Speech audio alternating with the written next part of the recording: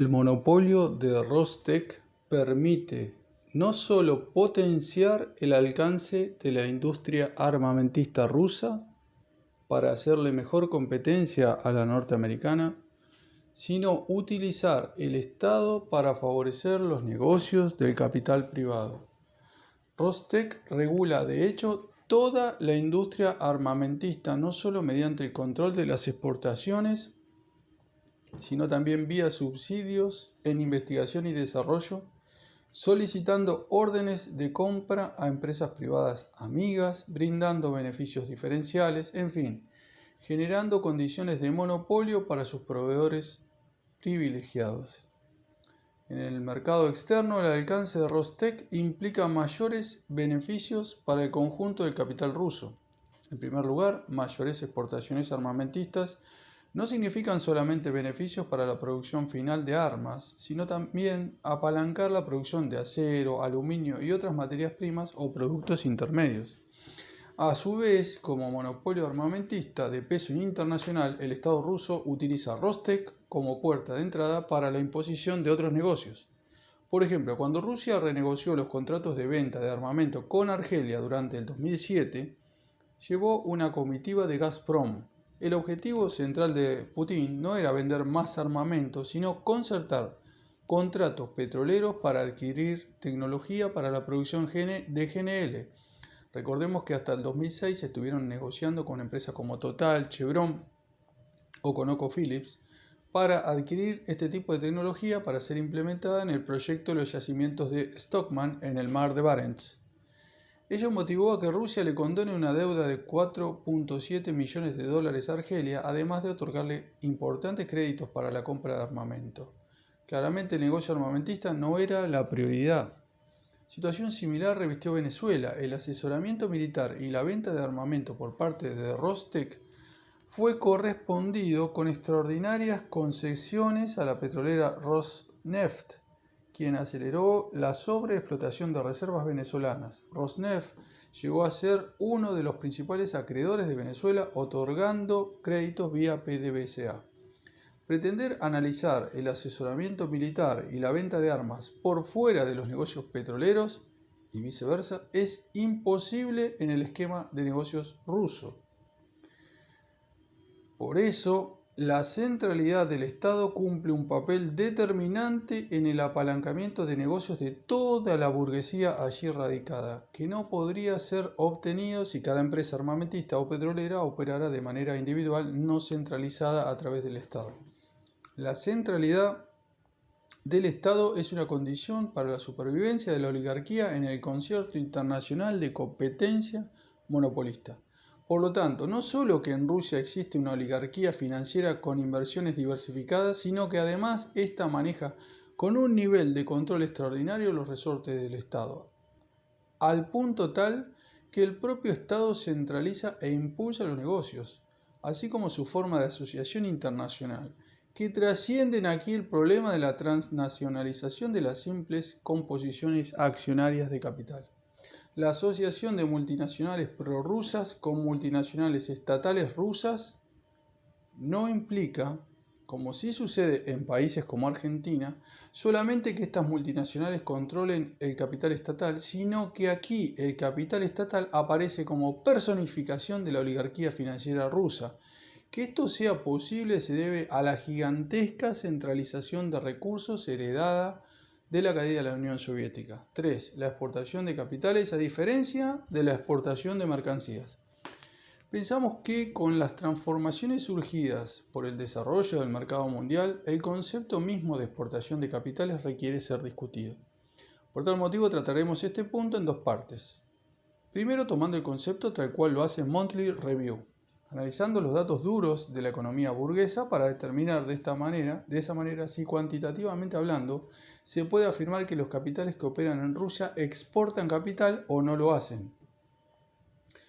Luego desarrollaremos brevemente nuestra concepción actual sobre el problema de la exportación de capitales y por qué consideramos que este punto no puede ser tratado literalmente de la misma manera en que se concebía hace un siglo atrás.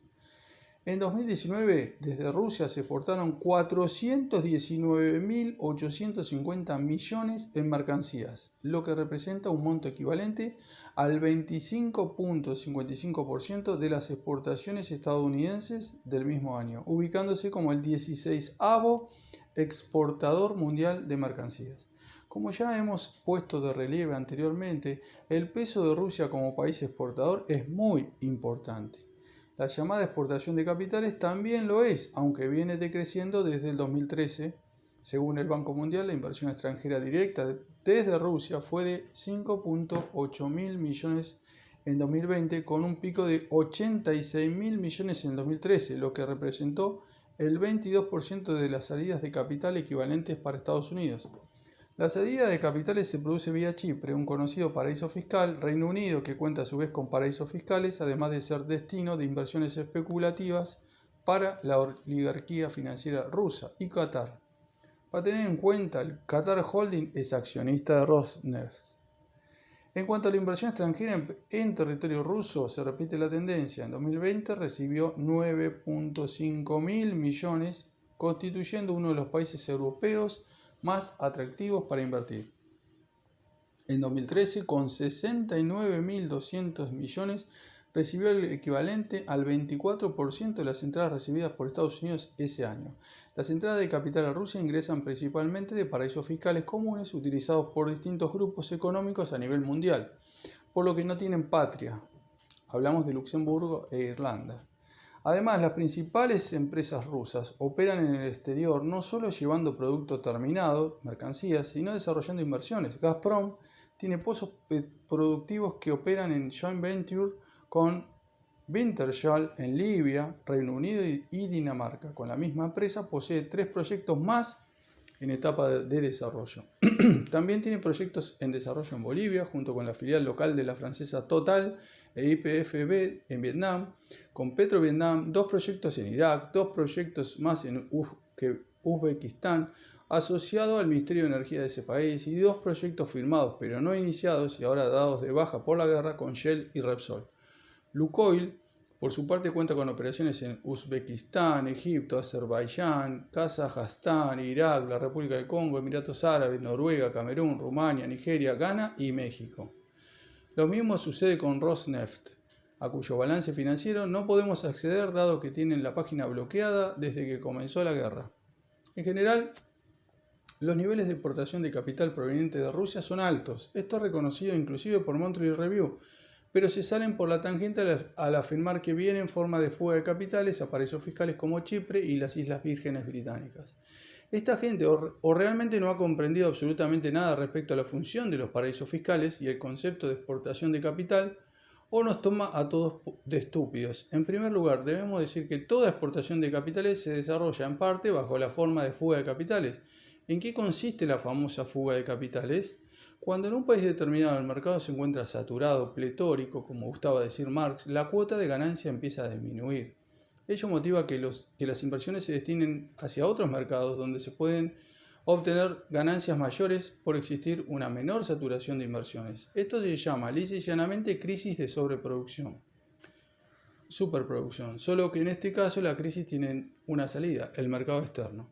Este traslado de capitales puede realizarse por varios mecanismos, tales como la inversión directa, deuda externa pública o privada, etc. Para evadir impuestos y blanquear capital proveniente de formas ilegales, tales como el narcotráfico, el tráfico de personas, de armas, etc., una de las formas utilizadas es la transferencia a cuentas offshore, es decir, a los famosos paraísos fiscales. ¿En qué consisten estos? En países o regiones con jurisdicciones muy laxas que permiten trasladar todo el capital sin apenas declarar su origen. Allí pagan nulos impuestos tanto de entrada como de salida, por lo que llevan el capital, lo lavan y lo sacan en blanco para dirigirlo a inversiones en otros países del mundo. O sea que paraíso fiscal es una forma de evadir impuestos para sacar capital de un territorio tan simple como eso. El concepto mismo es un concepto burgués que el posmodernismo de izquierda se compra de lleno.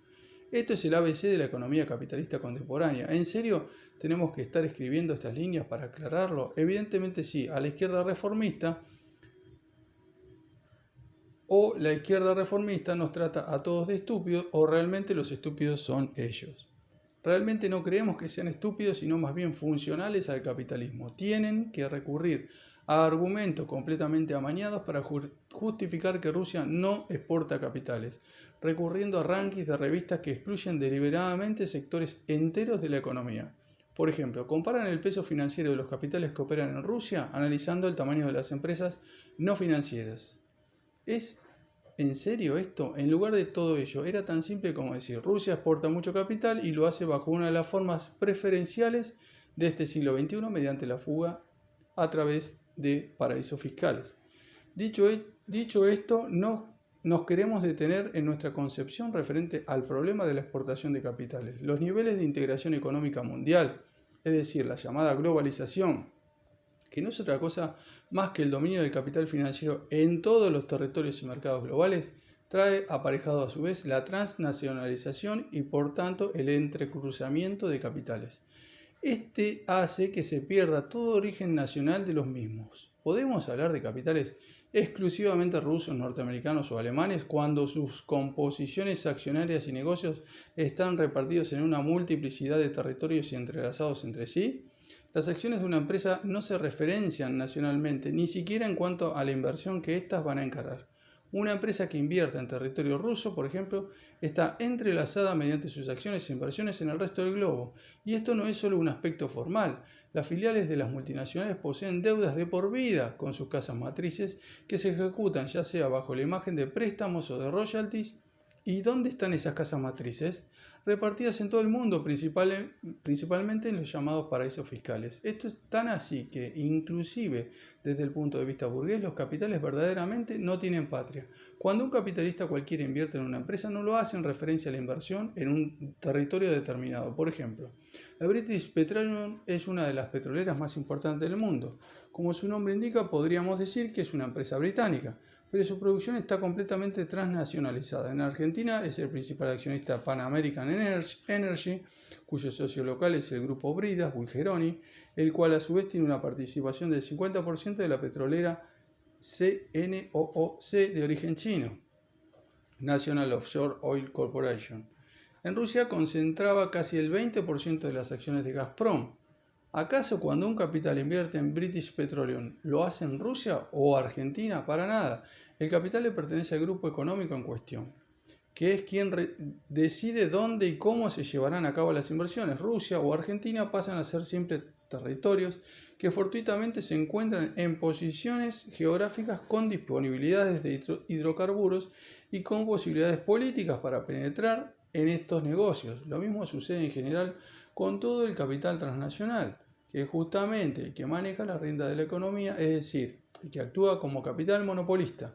Por ello, podemos hablar de exportación de capitales de manera cuantitativa como una medición de flujo de capitales de salida y un dato más de la economía, pero desde nuestro punto de vista ha perdido todo peso cualitativo en la determinación nacional. Las empresas que operan en un país determinado están entrelazadas de manera multinacional. Las inversiones no se desarrollan ya en un país, sino en capitales que son transnacionales, por lo que no están referenciados nacionalmente. Si los capitales no son nacionales y los estados-nación un elemento de disputa entre distintas facciones de capital transnacional para apoderarse de beneficios extraordinarios, entonces no hay un extranjero, no hay un lugar determinado hacia el cual los capitales salen, el lugar al que pertenecen es el mercado único mundial, de allí vienen y allí se dirigen. Por eso, el imperialismo, como fase particular del capitalismo, no constituye una característica de tal o cual país, sino del capital. En todo caso, si el Estado como tal está en manos de la oligarquía financiera, es decir, si en un territorio determinado el poder está en manos del capital monopolista, independientemente de la remota nacionalidad de origen de tales capitales, entonces ya podemos afirmar que en dicho país el capitalismo ha llegado ya a su fase imperialista. Indudable Rusia, así como la mayor parte del mundo, se encuentra en esta situación.